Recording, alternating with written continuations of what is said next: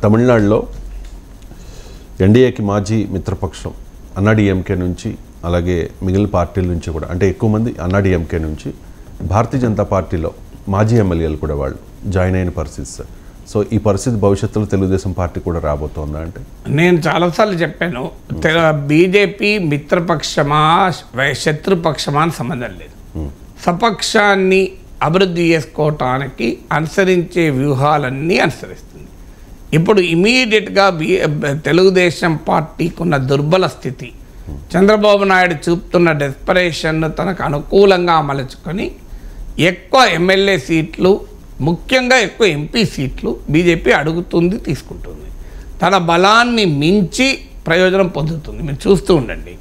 పొందిన తర్వాత శాశ్వతంగా టీడీపీతో మైత్రితో బీజేపీ ఉండదు. ఎందుకంటే టీడీపీ కూడా అలా లేదు కదా.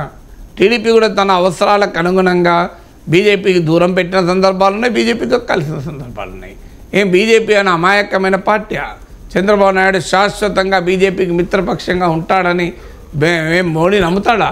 మోడీ అమిత్ షాలకు ఆ మేరకు రాజకీయ అవగాహన ఉండదా? సో అందువల్ల చంద్రబాబు నాయుడు మళ్ళీ ఎప్పుడైనా ఎగిరిపోవచ్చు. అందువల్ల ఈలోగానే ఇల్లు చక్కబెట్టుకోవాలి. ఎప్పుడు టీడీపీ తమను వదులుతుందో తెలియదు కనుక ఈలోగా తాము బలపడాలి. ప్రత్యర్థిగా ఉండి పోరాడి బలపడచ్చు, లేదా కలిపి మిత్రపక్షంగా ఉండి బలపడచ్చు. ఇప్పుడు మీకు అనేక ఉదాహరణ, మహారాష్ట్రలో బీజేపీ శివసేన కలిసి చాలా ఏళ్ళు మిత్రపక్షాలుగా ఉన్నాయి. మనోహర్ జోషి ముఖ్యమంత్రిగా ఉన్న సమయంలో, బాల్ ఠాక్రే సమయంలో Shiv Sena major partner, BJP junior partner. ఏం జరిగింది తర్వాత? బీజేపీ మేజర్ పార్ట్నర్ అయింది, శివసేన జూనియర్ పార్ట్నర్ అయింది. చివరకు శివసేనలో చీలిక బీజేపీ దర్శకత్వంలో వచ్చింది. అదే రియల్ శివసేనగా ఎన్నికల సంఘం గుర్తించింది. ఇప్పుడు ఉద్ధవ్ ఠాక్రేకు వ్యతిరేకంగా ఎంఎన్ఎస్ రాజ్ ఠాక్రేను కూడా బీజేపీ కలుపుకుంటోంది. అంటే తన చిరకాల మిత్రపక్షమైన శివసేనను ఫినిష్ చేసే దశకు ఇవాళ బీజేపీ వచ్చింది. ఒకప్పుడు JDU major partner, BJP junior partner, అందరికీ తెలుసు కదా ఇది. సో స్లోగా జేడీయూ బలహీన పడుతూ వచ్చింది. లోక్ జనశక్తి పార్టీని ఉపయోగించుకొని, చిరాగ్ పాస్వాన్ ఉపయోగించుకొని బీజేపీతో ఎల్జేపీ పొత్తుంటుంది, కానీ జేడీయూతో పొత్తుండదు. జేడీయూ పైన ఎల్జేపీ పోటీ చేస్తుంది. అలా జేడీయూ సీట్లు లోయెస్ట్ లెవెల్కు తగ్గిపోతాయి. పోనీ అలా సహకరించిన ఎల్జేపీనైనా బీజేపీ స్పేర్ చేసిందా అంటే చిరాగ్ పాస్వాన్కు పోటీగా బాబాయిని పట్టుకొచ్చింది. సో అందువల్ల తనకు జేడీయూను దెబ్బతీసేంత వరకు ఎల్జేపీని ఉపయోగించుకున్నది. ఒక్కసారి ఎల్జేపీ ఉపయోగం అయిపోయినాక ఎల్జేపీని కూడా వీకెండ్ చేసే పని చేసింది. అందువల్ల బీజేపీ మిత్రపక్షాలను వీకెండ్ చేస్తానికి ఉదాహరణది. శిరోమణి అకాలీదళ్ బీజేపీ చాలా కాలం మిత్రపక్షాలు. ఆ మైత్రి తర్వాత శిరోమణి అకాలీదళ్ బలపడ్డదా బలహీనపడ్డదా? మీరు పంజాబ్లో వెళ్ళి అకాలీదళ్ పరిస్థితి ఏంటి? సో 3వ పొజిషన్కి వెళ్ళిపోయింది. మొదటి పొజిషన్లో ఆప్, 2వ పొజిషన్లో కాంగ్రెస్, 3వ పొజిషన్లో అకాలీదళకి వెళ్ళిపోయింది. ఒకప్పుడు అకాలీదళ్ పంజాబ్ను పాలించింది. ఇది 3వ ఉదాహరణ. ఇలా ఎన్ని ఉదాహరణలు చెప్పచ్చు? సో బీజేపీ మిత్రపక్షాలుగా ఉండి ఆ తర్వాత క్రమంలో బలహీనపడ్డది. అన్నాడీఎంకే 4వ ఉదాహరణ. జయలలిత మరణానంతరం అన్నాడీఎంకే సంక్షోభాన్ని తనకు అనుకూలంగా ఉపయోగించుకోవడానికి శశికళకు వ్యతిరేకంగా ఓపీఎస్ లేపింది. తర్వాత ఓపీఎస్లను ఈపీఎస్లను కలిపారు. ఓపీఎస్ క్లిక్ కాలేదు. ఇప్పుడు అన్నాడీఎంకేకి దూరమై ఆఖరికి అన్నాడీఎంకే నేతల్ని పోజింగ్ చేయడం మొదలుపెట్టారు. సో ఇది 4వ ఉదాహరణ. ఇలా దేశమంతటా ఇదే ఉదాహరణలు ఉన్నాయి కదా. అన్నాళ్ళు ఇందులో టీడీపీ డిఫరెంట్గా ఏముంటుంది?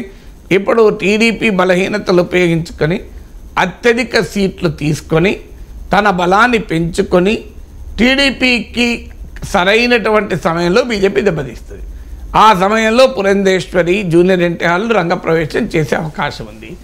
అప్పుడు Nara family versus Nandamuri family అన్న రెట్టు తీసుకొస్తారు. ఈలోగా ఎన్టీ రామారావుకు భారతరత్న కూడా ఇస్తారు. ఆ సమయంలో మీరు చూస్తుండండి, కర్పూరి ఠాకూర్ భారతరత్న ఇచ్చారా లేదా? జేడీయూ ఫిరాయించిన సందర్భాల కర్పూరి ఠాకూర్కి ఇచ్చారు. ఎన్నికలకు ముందు 10 ఏళ్ళు ఎల్కే అద్వానీ గుర్తు రాలేదు భారతరత్న మోడీకి. కరెక్ట్గా రామ మందిర నరేటివ్ను ఉపయోగించుకొని ఎన్నికలకు పోబోతున్నారు కనుక ఎల్కే అద్వానీకి భారతరత్న ఇప్పుడు ఇచ్చారు. 2015లో భారతరత్న కాదా అద్వానీ? 2016లో కాదా? 2017లో భారతరత్న కాదా ఎల్కే అద్వానీ? సో బీజేపీ అధికారంలోకి వచ్చిన 10 ఏళ్ళకి అద్వానీ గుర్తొచ్చాడు మోడీకి.